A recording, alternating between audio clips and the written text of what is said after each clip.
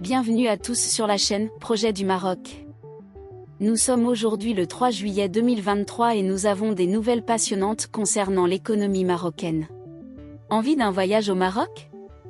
Réservez votre ferry dès maintenant sur billetbateaumaroc.fr, facile, rapide et fiable.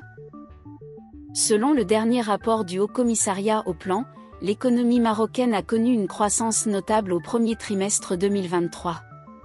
La croissance économique nationale s'est élevée à 3,5%, une nette amélioration par rapport à la même période de l'année précédente, où elle se situait à seulement 0,5%. Cela peut sembler un peu technique, mais en gros, l'économie marocaine a mieux performé de près de 7 fois par rapport à l'année dernière à la même période. Jetons un œil sur certains des moteurs de cette croissance. Le secteur non agricole a connu une augmentation de 3,2%, tandis que le secteur agricole a bondi de 6,9%. En d'autres termes, aussi bien les fermes que les usines ont vu leurs activités augmenter. Cette croissance a été stimulée par une demande plus élevée à l'étranger et une capacité de financement plus solide de l'économie nationale. Plus spécifiquement, le secteur primaire, qui comprend l'agriculture et la pêche, a vu sa valeur ajoutée augmenter de 6,6%. Cela signifie que la contribution de ce secteur à l'économie a augmenté.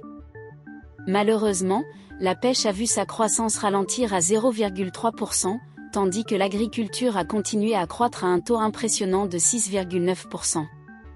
Le secteur tertiaire, ou les services, a également enregistré une croissance significative. Les hôtels et les restaurants ont vu une augmentation spectaculaire de 53,9% de leurs activités, grâce à une amélioration des conditions économiques. Le secteur des transports a connu une croissance de 7,1%, les services financiers et les assurances de 5,4% et les services publics généraux et de sécurité sociale de 4,6%. Cependant, ce n'est pas une image totalement rose. Le secteur secondaire, qui comprend des industries comme la construction et la production d'électricité et d'eau, a vu une diminution de sa valeur ajoutée de 1,3%. Cela signifie que ces industries n'ont pas aussi bien performé que les autres.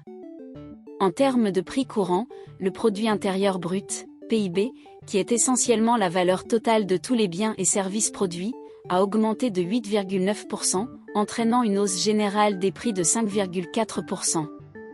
Cela pourrait signifier que le coût de la vie au Maroc est un peu plus élevé maintenant qu'auparavant. Et voilà. C'est notre actualité économique du jour. Merci à tous de vous être joints à nous sur la chaîne Projet du Maroc. Si vous avez aimé cette vidéo et que vous souhaitez en voir plus, n'oubliez pas de vous abonner à la chaîne et de laisser un commentaire ci-dessous. Nous aimerions savoir ce que vous pensez de ces développements économiques. À la prochaine!